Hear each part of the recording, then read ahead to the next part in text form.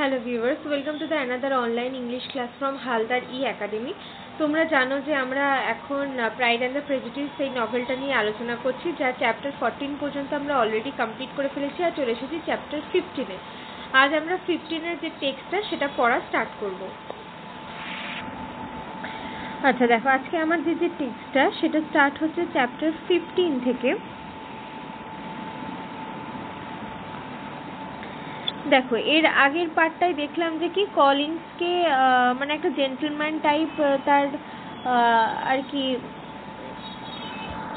নেচারটা দেখলাম, এবং সে নভেল পড়ে না, সে অলওয়েজ কি টাইপসের বই পড়তে পছন্দ না, ধার্মিক যে মিন্স হোলি বুক যেগুলো হয় সেই সব বই পড়তে পছন্দ করে, এবং সেই বই পড়ার সময় মিস্টার বেনেটের একজন আর কি মেয়ে সে একটু ডিস্টার্ব করে ফেলে, মাঝখানে হয়তো কথা বলে ফেলে, এবং তার জন্য তিনি অনেক রকমের জ্ঞান দেন। তারপরে এবার আজকে যে পার্টটা পাবো সেখানে আমরা দেখতে পাবো কি যে মিস্টার কলিন্সের আসল মতলবটা কি। এতক্ষণ পর্যন্ত একটা জেন্টলম্যান টাইপসের দেখলাম, এবার জানতে পারবো যে আসলে এ কি চায়।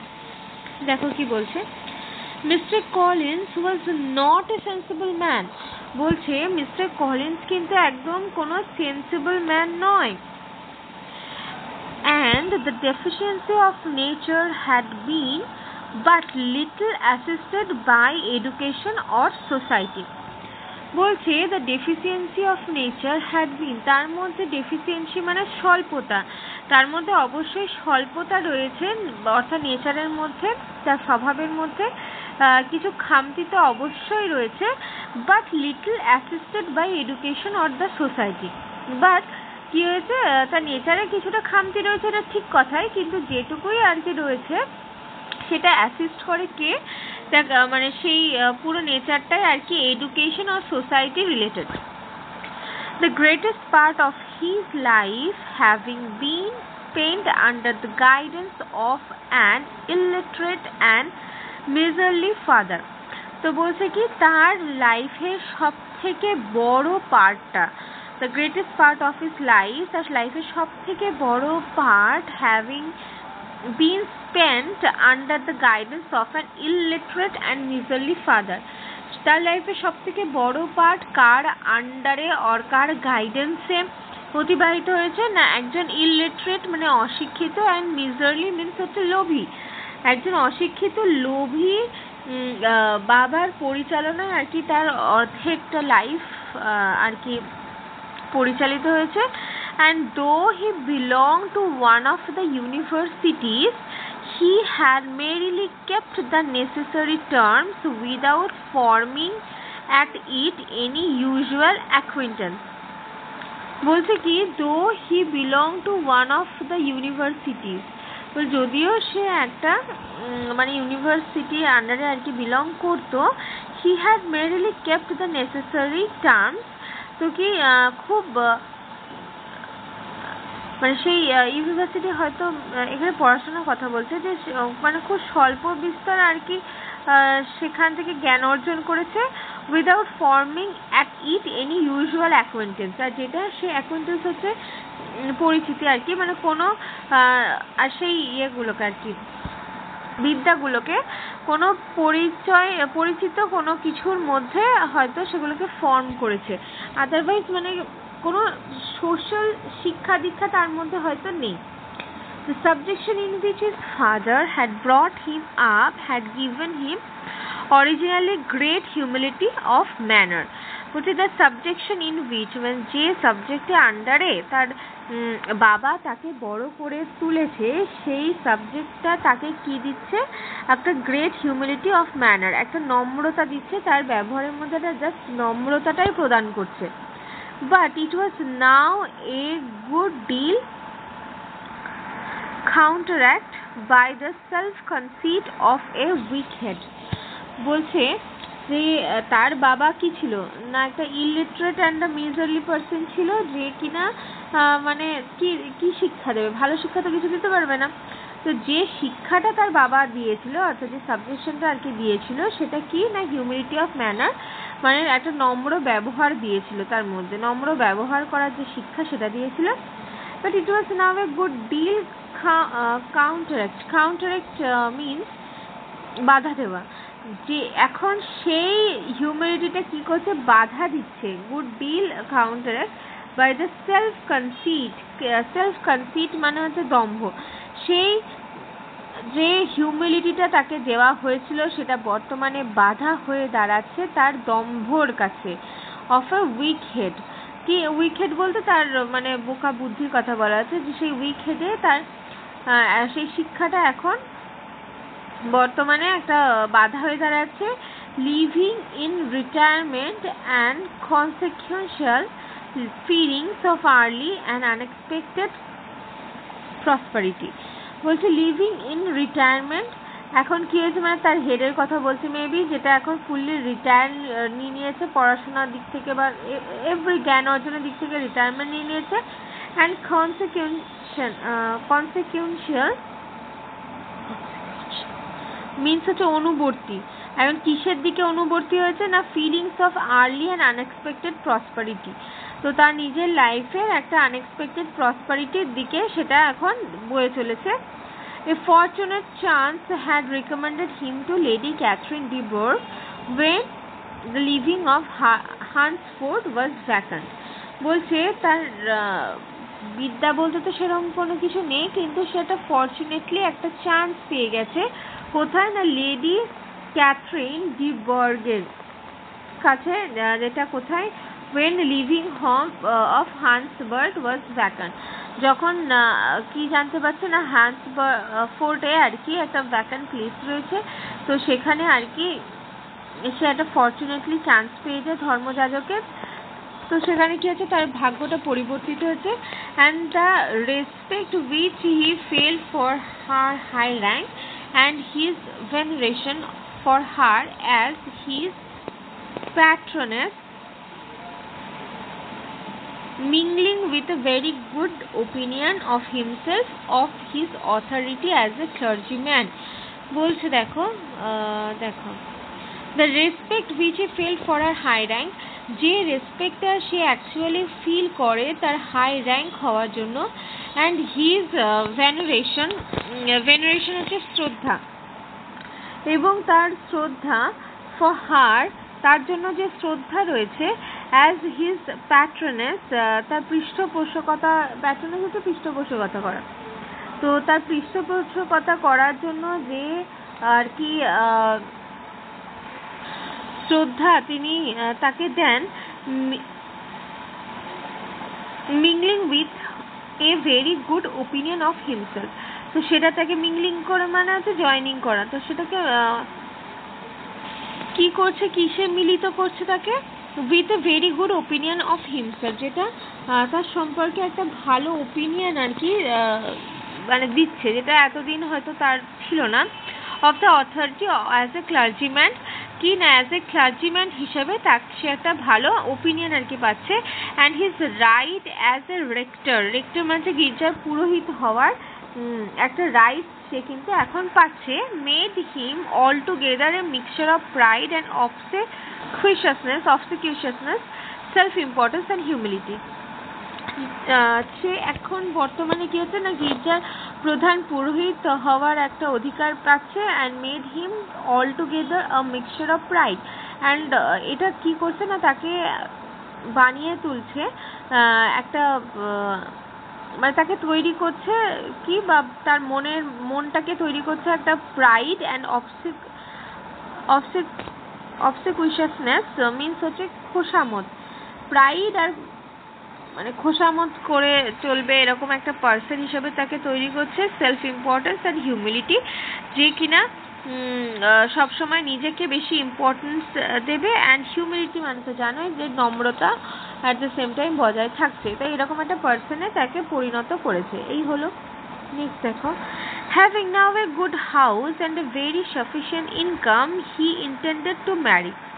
বলছে তার যেহেতু এখন বর্তমানে ভালো ঘর বাড়ি রয়েছে এবং at the same time sufficient ইনকামও রয়েছে, এটা এবার তাকে কি কোন দিকে ঝুঁকে নিয়ে যাচ্ছে না, বিয়ে করবে বলে সে এখন ভেবেছে। And And in seeking a reconciliation with the Longbourn family, he had a wife in view, as he meant to choose one of the daughters if he found them as handsome and amiable as they were represented by common report. বলছে যে in seeking a reconciliation, আচ্ছা, reconciliation means হচ্ছে পুনর্মিলন হওয়া। যেহেতু সে পুনর্মিলন ঘটাচ্ছে আর কি, পুনর্মিলন ঘটাচ্ছে তার কাকার সাথে আর কি, কোথায় না লংবোর্ন ফ্যামিলিতে। তার ইন্টেনশনটা কি না, সে ফাইন্ড করছে একটা ওয়াইফ তার জন্য, তো তার কারণেই মেনলি সে গিয়েছে রিকনসিল করতে কোথায় লংবোর্নে। কেন? তার উদ্দেশ্য হচ্ছে যে সে চায় যে সে একটা ডটার চুজ করুক, মানে সে চাইছে তার সেই 5টা ডটারের মধ্যে একজনকে সে চুজ করবে। যদি সে দেখে যে এদের মধ্যে কেউ হ্যান্ডসাম এবং উপযোগী রয়েছে তার বউ হওয়ার, যেহেতু মানে সে অনেক খবর শুনেছে এই ফ্যামিলিটার ব্যাপারে যে তার 5টা মেয়ে খুব সুন্দর, তো সেইটা যদি ও দেখতে পায় যে হ্যাঁ তার 5টা মেয়ে বেশ সুন্দর এবং তাদের মধ্যে থেকে একজনকে সে চুজ করছে যে কিনা পারফেক্টলি হ্যান্ডসাম অ্যান্ড এমিয়েবল তার জন্য, তো সে আর কি এখানটায় এসেছিল লংবোর্নে এই উদ্দেশ্য নিয়ে। This was his plan of অ্যামেন্ডস হচ্ছে সংশোধন করা। এটা হচ্ছে তার একটা প্ল্যান যে কি না সে সংশোধন করতে এসছে তার বাবা যে রকমের বাজে ব্যবহার করে গেছে এদের সকলের সাথে, হ্যাঁ মানে মিস্টার বেনেটের ফ্যামিলির সাথে যে পরিমাণ বাজে ব্যবহার করে গেছে সেই সব কিছু সে অ্যামেন্ড করতে এসছে আর সংশোধন করতে এসছে। অফ অ্যাটোনমেন্ট মানে হচ্ছে মানে ক্ষতিপূরণ দিতে সে এসেছে এখানে। তো এইসব বলে আর কি তার উদ্দেশ্য হচ্ছে এখানটায় আসা আর কি। For inheriting their father's estate, and he thought it an excellent one, full of eligibility and suitableness, and excessively generous and disinterested on his own part. তো দেখো নানান রকমের অজুহাত দিয়ে কিন্তু সে এখানটায় ঢুকেছে, অর্থাৎ তাদের বাড়িতে ঢুকেছে, কিন্তু তার আসল উদ্দেশ্যটা আমরা জানলাম। এবার কি হচ্ছে, কি উদ্দেশ্য না, ফর ইনহেরিটিং দেয়ার ফাদার্স এস্টেট। কি উদ্দেশ্য? ওই একই, যে তার বাবা যে এস্টেটটা রয়েছে সেটাকে সে দখল করবে। And he thought it an excellent one, আর সে এটা ভাবছে যে এটা সব থেকে বেশি মানে ভালো বুদ্ধি হবে। ফুল অফ এলিজিবিলিটি অ্যান্ড সুইটেবলনেস, এবং এটা সব থেকে এলিজিবলও হবে আর সুইটেবলও হবে, যে কি যদি আর কি তার 5 মেয়ের মধ্যে একজনকে বিয়ে করা যায় তাহলে তো সম্পত্তি এমনিই তার হয়ে যাবে। And excessively generous and disinterested on his own part. আর এক্সেসিভলি এটা মানে জেনারাস আর ডিসইন্টারেস্ট হবে কার জন্য, তার নিজের তরফ থেকেও একটা মানে এরকম হবে ডিসইন্টারেস্ট আর generous. His plan did not vary on seeing them. আচ্ছা, তার প্ল্যান এটা ছিল না যে কি না সে তাদেরকে দেখবে, এরকম কোনো প্ল্যান ছিল না। Miss Bennet's lovely face confirmed his views. Miss Bennet's মানে হচ্ছে জেনের, Miss Bennet's lovely face confirmed his views. Miss Bennet হচ্ছে জেনের ফেস যখন সে দেখলো সে কনফার্ম হলো যে সে যেটা করতে এসেছে আর কি সেটাতে, মানে বিয়ে করার জন্য পাত্রী খুঁজতে এসছে, তো জেনকেই সে চুজ করছে। And established all his strictest notion of what was due to seniority, and for the first evening she was his settle choice. তো বলছে সে তো কনফার্ম করলো যে হ্যাঁ মিস বেনেটকেই সে পছন্দ করবে। এবার হচ্ছে কি and established all his strictest notions, এবং তার উপরই কিন্তু সমস্ত মানে কঠোর নজর সে রাখলো of what was due to seniority, মানে যেহেতু সে বাকি বোনগুলোর তুলনায় বড়, তো বড় হওয়ার দরুন তাকেই সে ফার্স্ট চয়েসে আর কি রাখছে। And for the first evening she was his settle choice. আর প্রথম ইভিনিং পর্যন্ত কিন্তু জেনি ছিল তার ফার্স্ট চয়েসে। নেক্সট দেখো, the next morning however made an alteration, কিন্তু পরবর্তী দিন হঠাৎ তার মধ্যে একটা অল্টার হয়। For in a quarter of an hour tea with Mrs Bennet before breakfast, যে কিছুক্ষণ আগে আর কি চায়ের টেবিলে মানে ব্রেকফাস্টের আগে চা খাওয়া যেটা হয়, তখন কি হচ্ছে না একটা কনভারসেশন হচ্ছে। এই conversation beginning with his parsonage house and leading naturally to the avowal of his hopes. আচ্ছা, তো কি হচ্ছে না চা খাওয়ার সময় একটা কনভারসেশন হয় অ্যাবাউট হিজ পার্সোনেজ হাউস, তার হাউস সম্পর্কে, এবং ন্যাচারালি অ্যাভাউল মিনস হচ্ছে সত্যি কথা বলা, ঠিক আছে, and leading naturally to the avowal of his hope, এবং ধীরে ধীরে সে নিজের সত্যিটাকে সে প্রকাশ করছিল, মানে কি আশা করেছিল সে, সেই বিষয়ে সে একটা সত্যি প্রকাশ করছে। That a mistress might be found for it at Longbourn, produce from her amid very completion smile and general encouragement, a caution against the very Jane he had fixed on. তো এটা একটু বড় সেন্টেন্স হয়ে গেল।